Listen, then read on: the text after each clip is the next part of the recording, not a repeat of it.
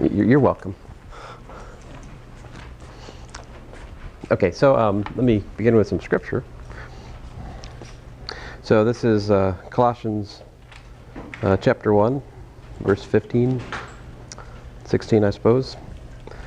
He is the image of the invisible God, the firstborn of all creation. For by him all things were created, both in the heavens and on the earth, visible and invisible, whether thrones or dominions or rulers or authorities, all things have been created through him and for him. He is before all things, and in him all things hold together. He is also the head of the body in the church, and he is the beginning, the firstborn from the dead, so that he himself will come to have first place in everything. For it was the Father's good pleasure for all the fullness to dwell in him, and through him to reconcile all things to himself, having made peace through the blood of his cross. Through him, I say, whether things on earth or things in heaven. It's Colossians 1, verses 15 through 20. I'll begin with a word of prayer.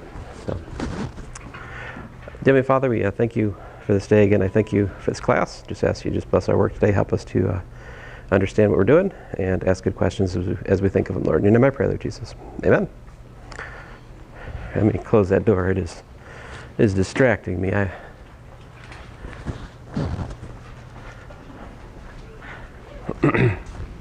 Still coming down off the emotional high of making a physics exam yesterday, so, you know. Too soon? Oh, okay, sorry. All right, so let us work on the so-called LU decomposition. Unless you guys have a question about something, I can also answer a question, start a class if you got one. Okay. You can ask in the middle of class too if you think of it later, so that's cool. So let's see here. Let us work this one here. So I have A, this will be my example 3, because that's what it is in the PDF I'm going to post. So A is 1, 0, 2, minus 1, and then you've got 0, 0, oh my bad. You gotta be careful, I'm copying the second one rather than the first one. So the first column is 1, minus 2, minus 3. Second column's 0, 0, 1, 4. Third column, all 2's, 2, 2, 2, 2, 2. Fourth column, 0, minus 1, 0, 0, 1. All right. And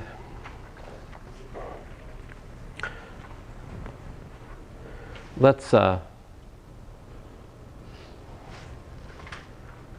guess we should, in my notes I haven't used the parentheses thing, but it might be interesting to follow the parentheses here and see what happens. Let's do that. So we're going to clear these out. That's going to be what? We're going to do row 1, I guess I say row 2 plus row 1, right? And I'll also do row 3 plus 2 row 1. And I will also do row 4 plus 3 row 1. Unless you'd like me to separate it into 4 steps, but you know, do you want to do that? I don't want to do that. So we put a 1 here, a 2 here, and a, wait a minute. Is that what we do? No. We do what? We had to put minus this, right? That was our dark magic. So we do minus and minus. So we put a minus 1 there, minus 2 here, and a minus 3 here. And we'll explain why here in a minute. All right. Okay, a minute is overly optimistic. About 10 minutes, if we're lucky. All right. So then let's see here. I've got 0, 2, minus 1, 0, 4, minus 1, 1, 6, minus 2, and then 4, 8, 2, minus 2 rather. Do we agree? Hope you guys are working along me. So if I do row 2 plus row 2 plus row 1 is 2 plus 2, which is 4. Row 3 plus 2 row 1 gives me a 2 plus 4, which is 6. Row 4 plus 3 row 1 gives me a 2 plus 6, which is 8 for that third column there. And then we're just adding a -1, a -2, or a -3. Of course, the 1 minus 3 gives me the -2 here. Okay, all right, great. So what's next? Then, and I'm not entirely sure this works out, but I'm pretty sure this is how it goes.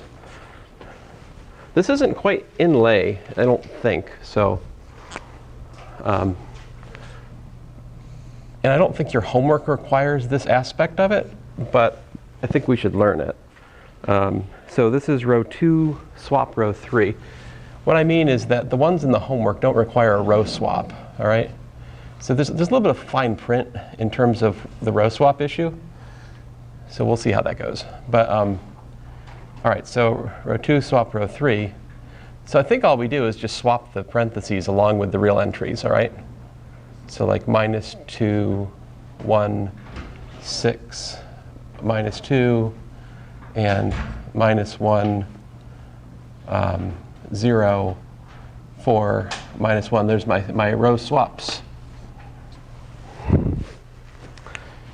And then I'll keep the other ones the same.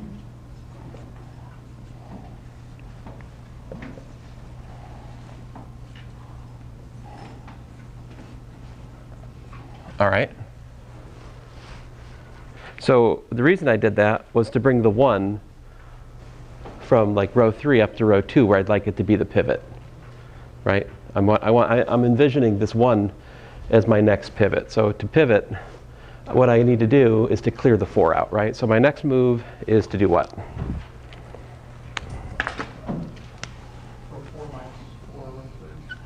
Row 4 minus 4 row 2. I have a vote for that.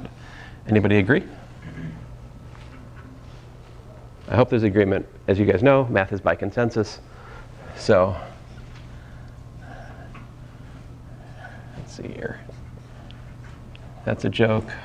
Let's see here. 1, 6 minus 2. We're not changing the first 3 rows, right? Because row 4 is the one that's modified. So I can just copy those down. Focus my attention on row 4, which is going to give me, all right, so row 4 minus 4 row 2. Huh.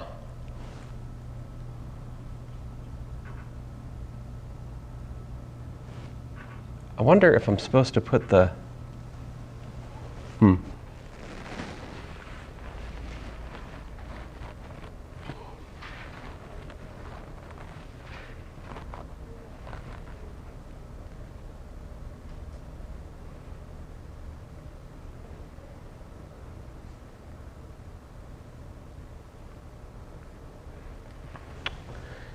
yeah, I think this is where it gets weird. I think I'm not supposed to,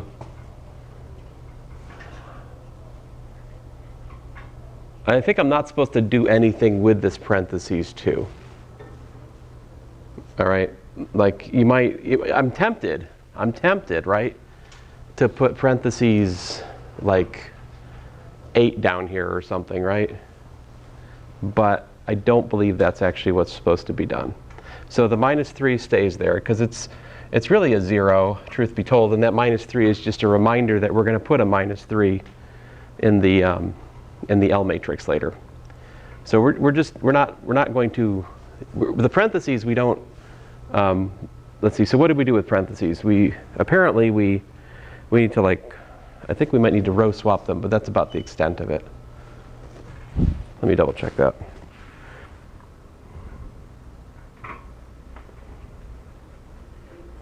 All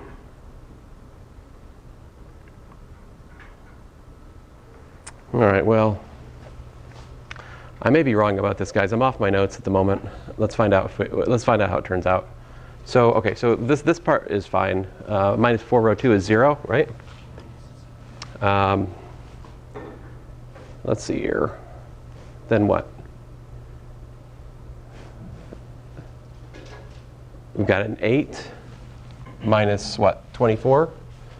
Also known as, is it negative 16? And then a minus 2, what? Plus 8, which is 6, I think.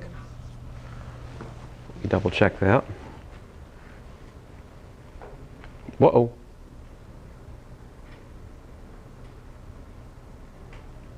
Oh, man.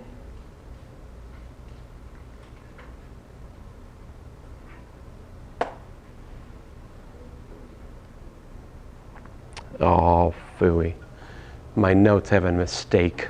I have a 2 here because I somehow talked myself into this being a 2 rather than a 4. So everything past that point is junk. Rats. All right.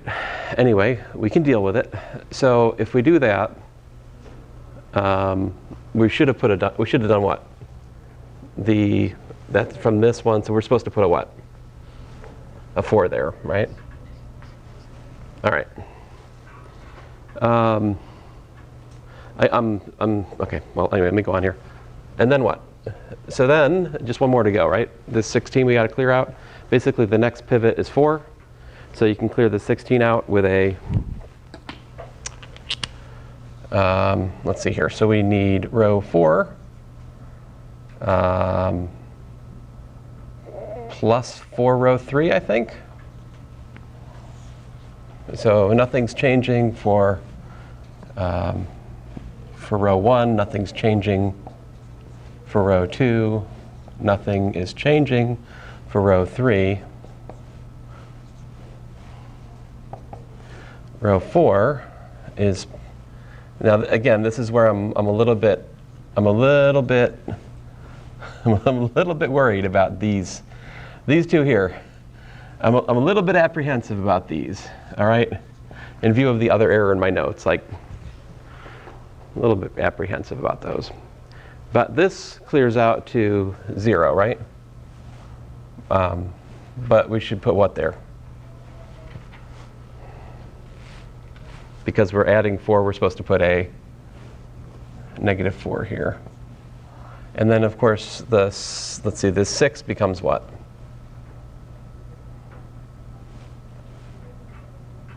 Two? Okay. All right. So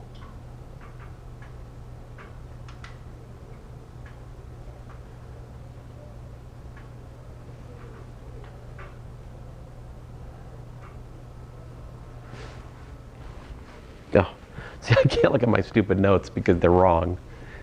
All right, so the claim possibly here, and I may have to bail on this example momentarily. I'm just trying to salvage it from the error in my notes, but I'm not so sure it's going to work out.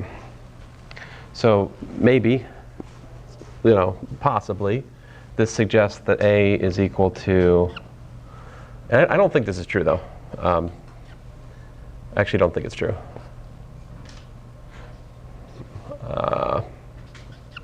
And the reason I don't think it's true is I don't think we've really addressed the, whatchamacallit there, the row swap correctly. I'm not convinced of it.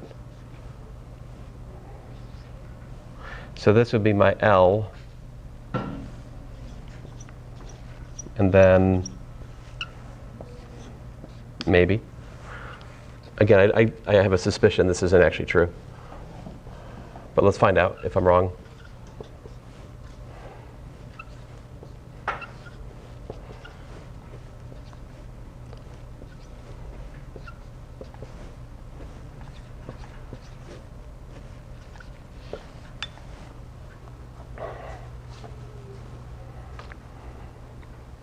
All right, so how do we, yeah? At least based, I may be not understanding, but is that negative 4 in the parentheses supposed to be a negative 16 based on your previous, in your final step when you do? Oh, no, the pattern is not based on the numbers here. That's coincidental. Okay. It's based on the opposite of the row operation.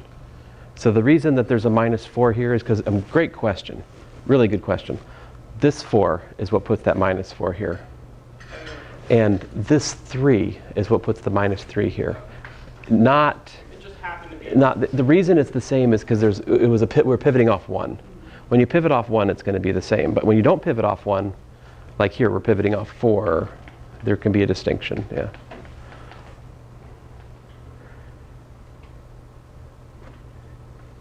Okay, so is it true? Is this actually equal to LU? Well, if we do the first column times this, we get 1 minus 2 minus 1 minus 3. Oh, game over. Right? So no. So this method that I just tried isn't quite right. All right? So, all right, what does this all mean? Well, let's see if I can resurrect this here. So what we can do is there's nothing wrong with the things in parentheses, I think, okay? Yeah?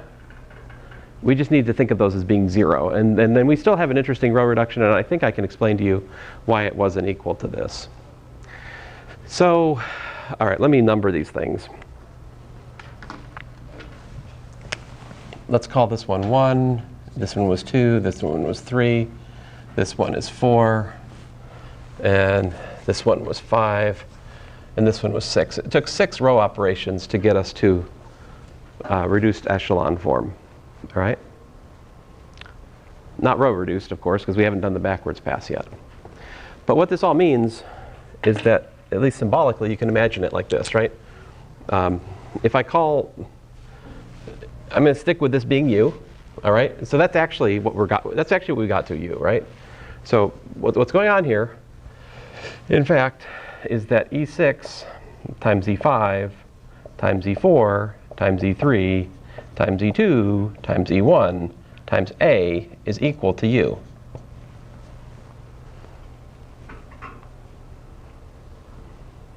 All right? And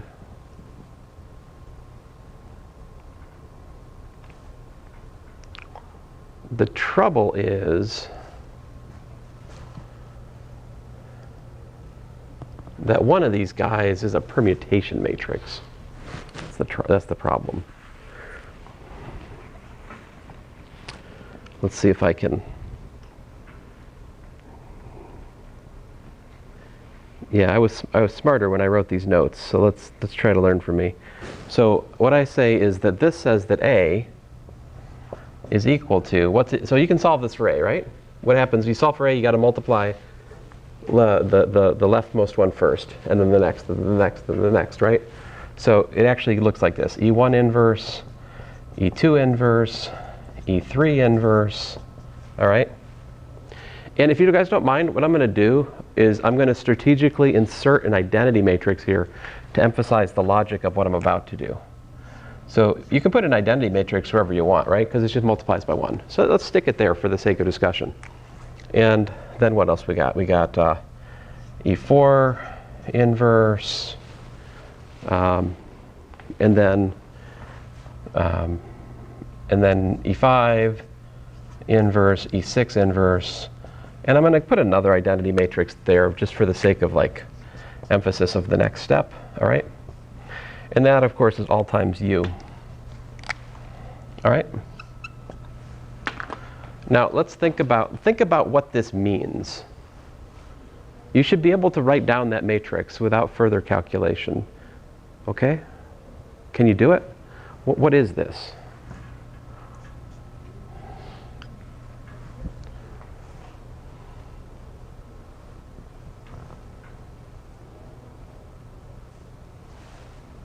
Think about what this means. This means to do the opposite of row operation 3, do the opposite of row operation 2, and do the opposite of row operation 1 on the identity matrix. But the opposite of row of operation 3 is to add 3, to add 2, to add 1. So this matrix is straight up 1, 1, 1, 1, and then 1's down the diagonal. 0's elsewhere.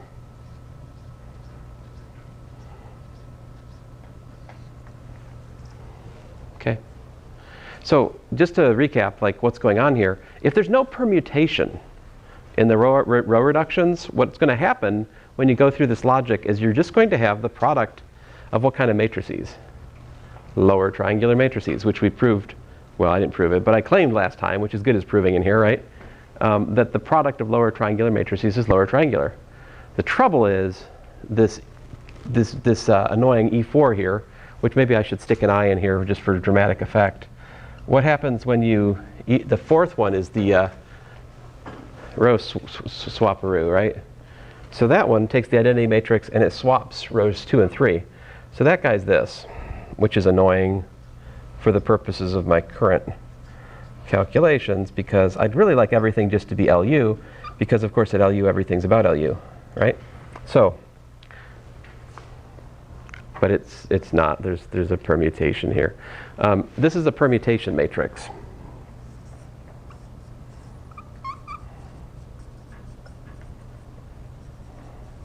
For what it's worth, permutation matrix, take the identity and like swap a row or column. I guess there might be other kinds of permutation matrices, but that's certainly one. And can you guys tell me what the last thing is here?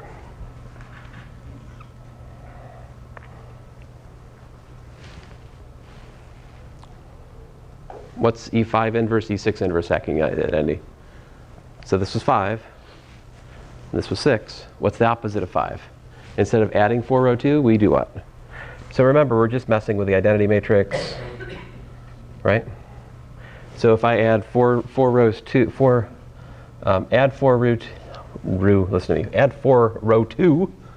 to row 4, that puts I believe that puts a 4 here, right? And then I'm adding 4 row 3 to row 4, which puts a -4 here, I believe. And then nothing happens over here.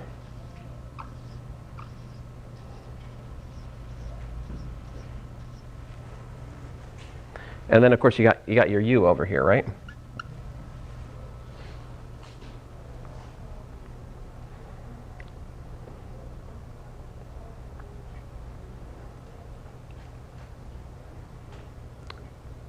So not quite what I wanted, is it? Because now we've got what? We got like, this is a lower triangular matrix.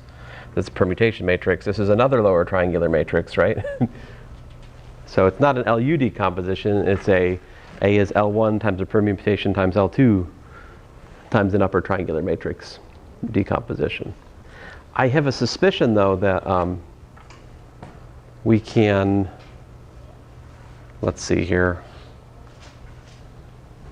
See, if I'd been smarter, what would I have done? How can we avoid, like this being in the middle of this has caused me a world of like thinking, and I don't want to think. If we could somehow foresee the need for the permutations and do those first, then we would have the permutation matrix like, or do I need to do it last? I'm trying to think. I want it to be like here.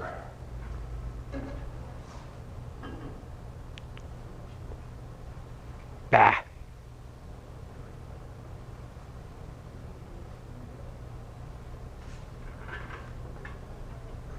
No, I wanted, if I did it first, if I did the permutation first in the row operations, then that would put the elementary matrix that's the permutation first in this, and then you have a PLU decomposition, which is what people like. So I'm not sure whether or not this can be commuted or not, because matrix multiplication doesn't always commute, right? So.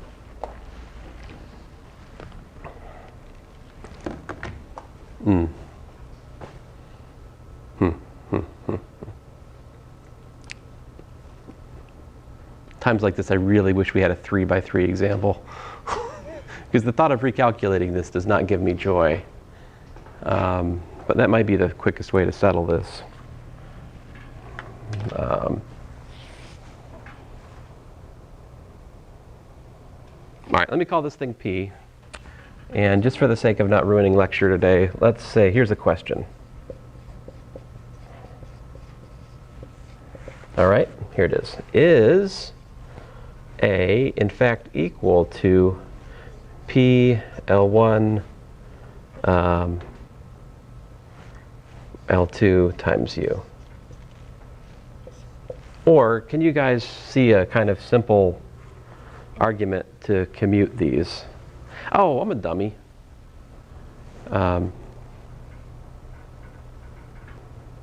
Well,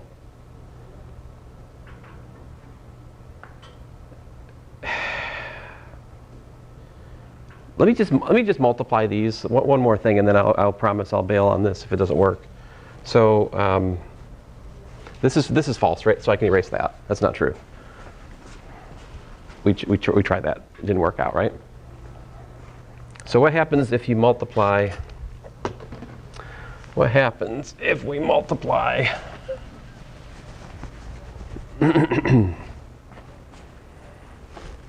the first two? What happens if we multiply the P and the L1? What do we get?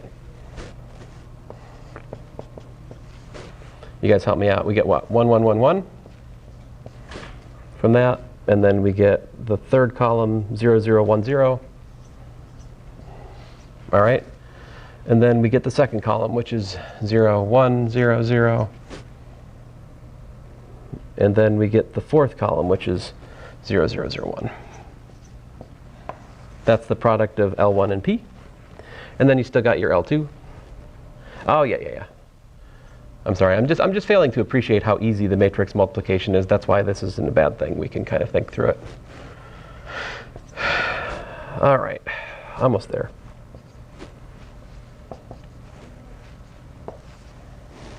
And then my U, right? Okay, so this is lower triangular, right? And that, well, that's not lower triangular. Can you see how to rewrite that as a lower triangular matrix times a permutation matrix? Like, this is itself equal to what?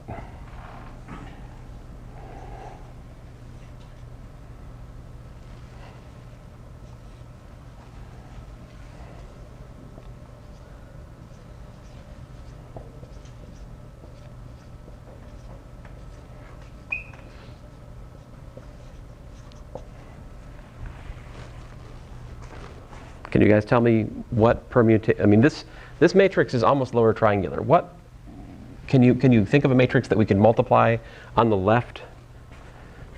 So my question is, if you just look at this, right? It's almost triangular. It's almost lower triangular. What's wrong with it? See, the rows just need to be swapped.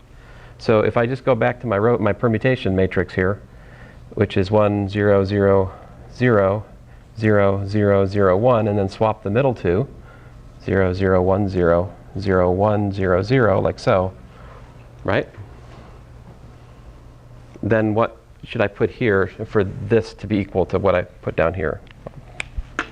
Like, what, fill in the blank here. What do I have to put? All right, so to get column 1 to be that, I need, goodness gracious, what do I need?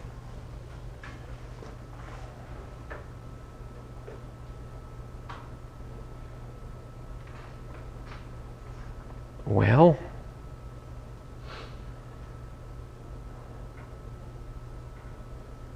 sorry, it's blowing my mind. Let me take a guess and hope that my guess is right. We'll check it, all right? My guess is that we just permute this the same way. So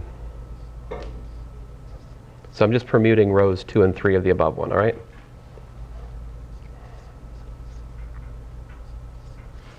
Is that true?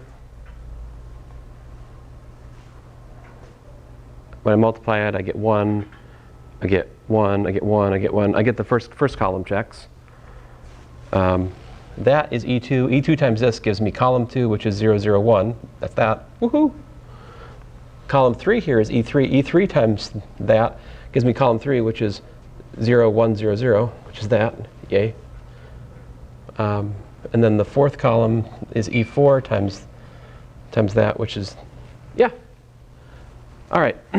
So I think the long story short of it is, while matrices don't usually commute, the permutation matrix will end up commuting with the row operations here, at least if there's just one of them. All right, so anyway, long story short, this is P, and this is L, and this is also L, right? I guess I called this L2 before, but you can multiply those easily, right? And in so doing, you'll have a PLU decomposition, which is the next best thing to an LU decomposition. All right. I'm sorry, guys. I actually did try to prepare this before class, and I just made an arithmetic mistake, which just made it all fall apart annoyingly. Let me see if I can find my... I have one worked out. See if I can find it. I found it. Woohoo!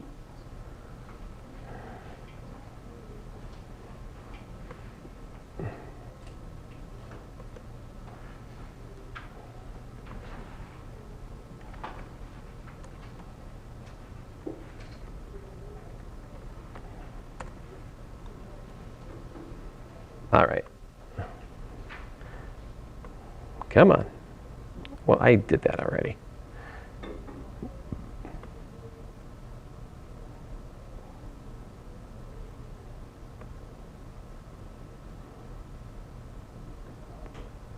Come on. My computer will eventually behave. All right, here we go. Here we go.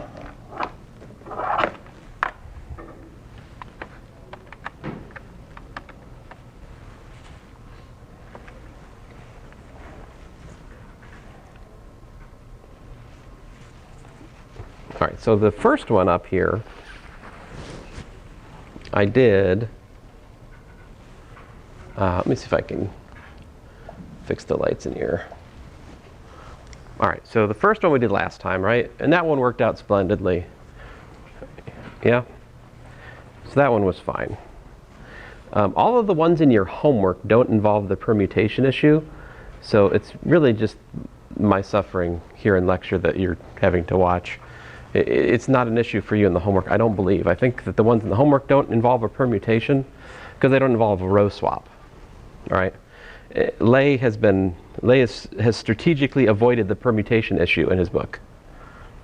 Unfortunately, most matrices might require a row swap, so it's not really a complete treatment of the decomposition, which is kind of troubling to me.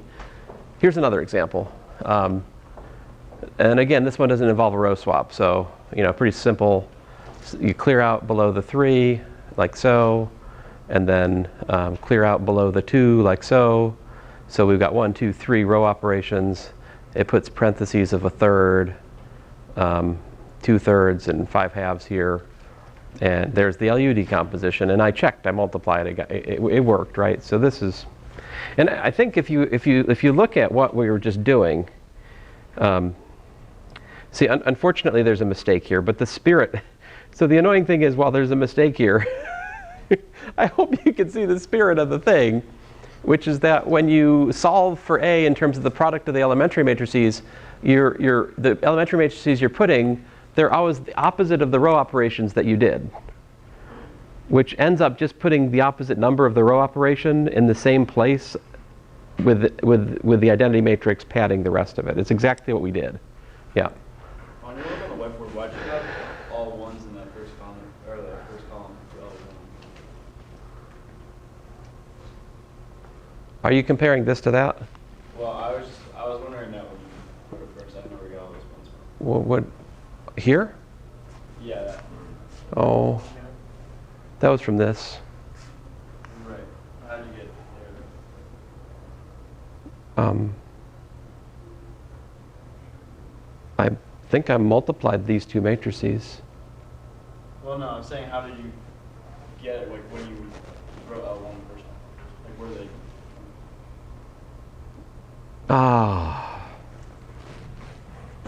That's a very good question. The answer is I talked through it, and then I failed to do what I said, right? Which was to do the opposite of this, this, and this, which was to subtract. So it's supposed to be what? So the format of your question is, shouldn't there be a 2 and a 3 here? That's really your question, isn't it? Yeah, okay. Well played. All right, so, but yes, there should be a 2 and 3 there, which, when did you notice this? Not too long ago? Like, that's an appropriate answer. If it was like 10 minutes ago, then I would have to do something. No, all right. Ah! Ah! Let me return to this. So we know that there's a mistake in my stupid row operation. The number 6 one is wrong, I think. So, but the spirit of the thing remains true. Let me go on here. Sorry, I'm most annoyed. Here's another one.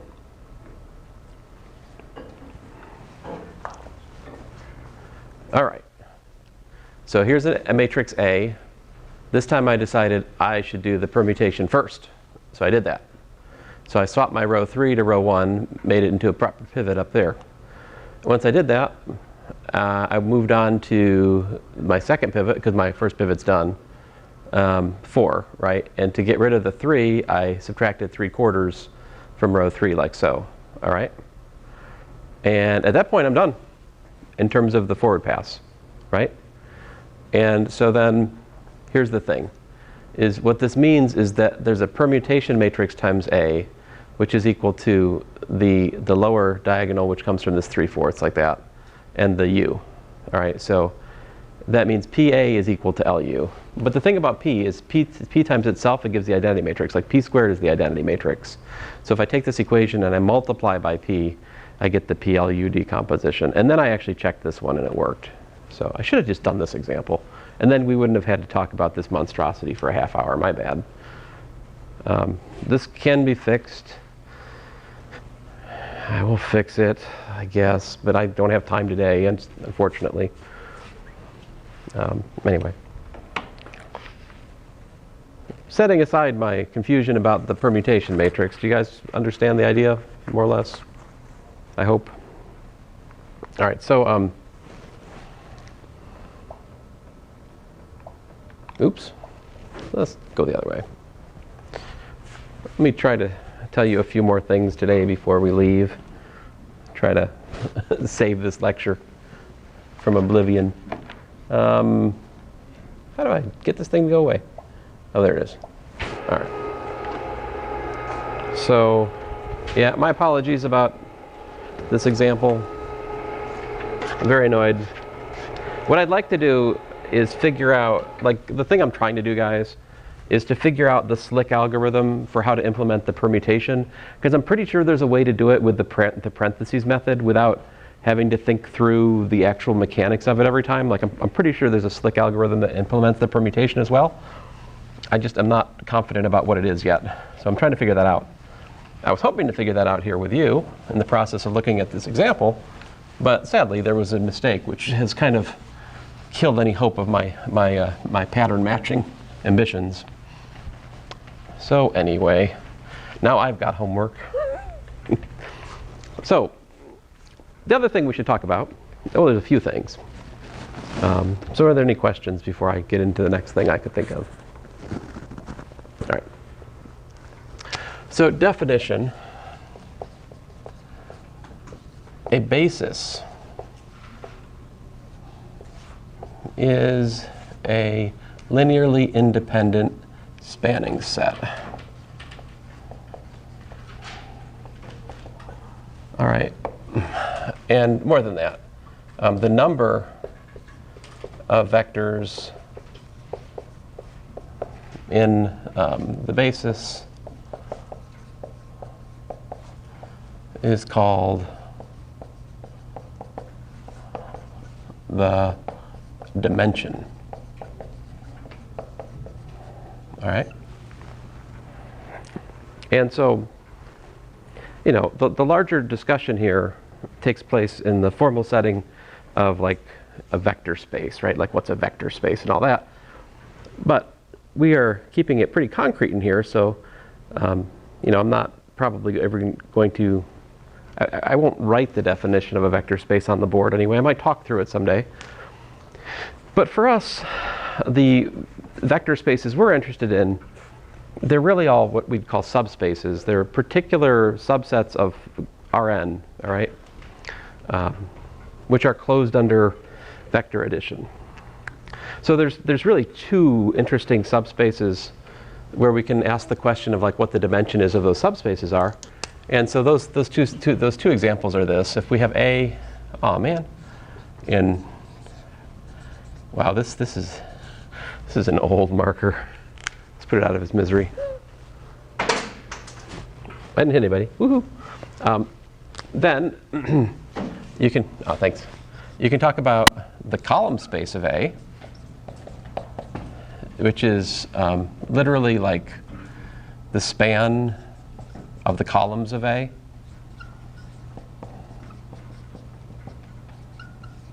How many columns? The n columns, right? So the column space is the span of the columns. The other subspace you can talk about associated to a matrix is called the null space. And these are both interesting from this, just, you know, these are interesting on their own right, but they're especially interesting because they tell us all kinds of information really about the solution set to like AX equals to B, all right? So these are important because that null space of A is nothing more than X in Rn such that AX equals to 0. In other words, the null space of A is the solution set. It's the solution set to the homogeneous equation, all right? So two fundamental questions we always ask in linear algebra are, how do you find a basis for the column space? And how do you find a basis for the null space? All right? So, by the way, the dimension of the column space of A is called the rank of A. The dimension of the null space of A is called the nullity of A, which is kind of a weird name, isn't it? But there it is. All right? So let's look at an example. Let's pretend the lecture started right now today. Example 1. Here we go. Let's make it an interesting example. To make things simple, we will already start with A in the reduced row echelon form, so things are easiest to kind of understand, right? So suppose we've got like a 1, 0, 0, and then maybe we've got a 0, 1, 0, and then maybe we've got a -2, -3, 0, and then, oh, I don't know, a 4, a 7, 0, and then finally 0, 0, 1. I think that's enough. So here we're looking at a 3 by 5 matrix. Okay? So what are the pivot columns here?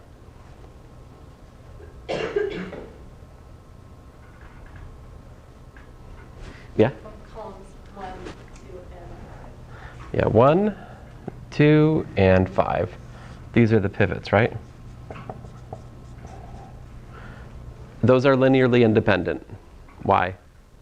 Because they're the standard basis, right? A standard basis or a subset of the standard basis is linearly independent just by inspection. Like, it's just obvious. E1, E2, E3. There's no way you can write a linear dependence amongst these, right? They're linearly independent. And can we span the column space with those? Like, how about the remaining? Obviously, they span themselves, right? Like, any vector is in its own span. Nothing to think about there. How about like column 3 and column 4? Are those in the span of the pivot columns? Like column 3 of A is what? It's -2 times column 1, right? -3 times column 2.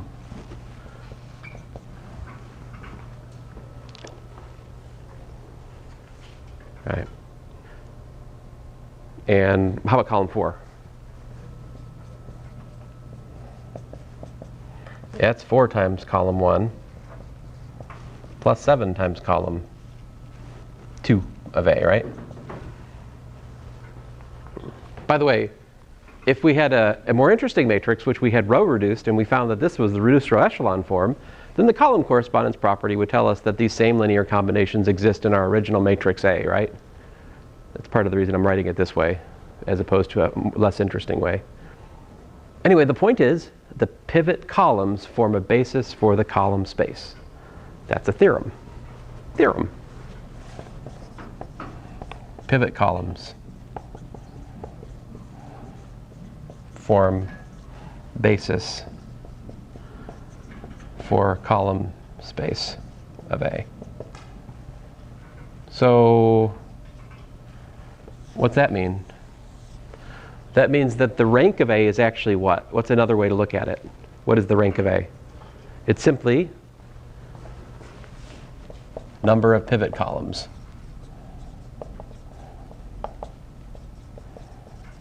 That's another way you could look at it, which is convenient. So what's the dimension of the column space for this example?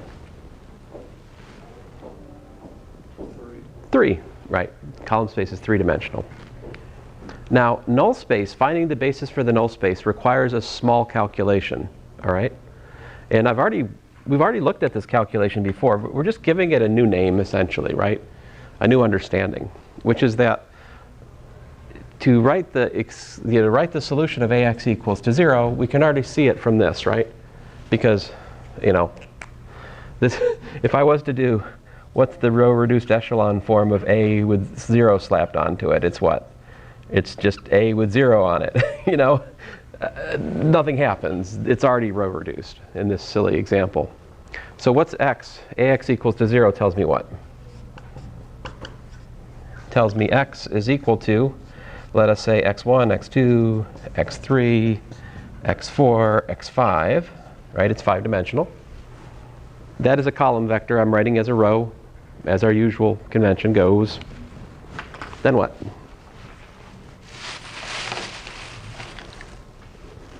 Well, we know the story here. X1 is equal to what?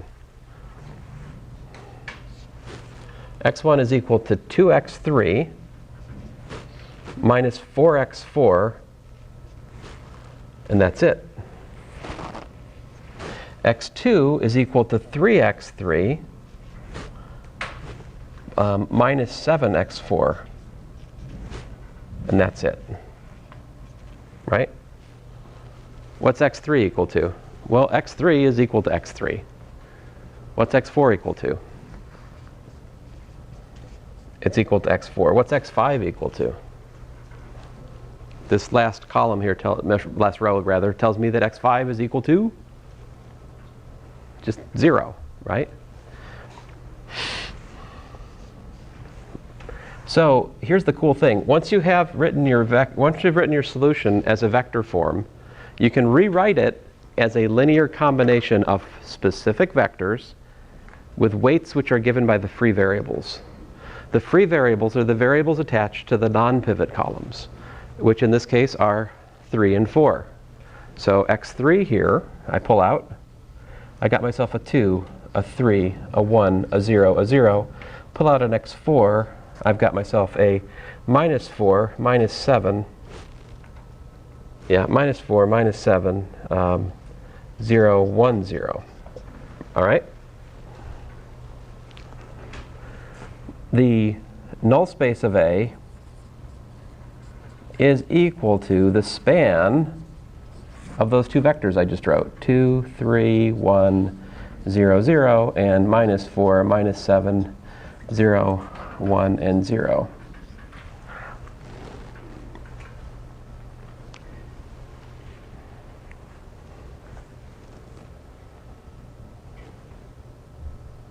So what's the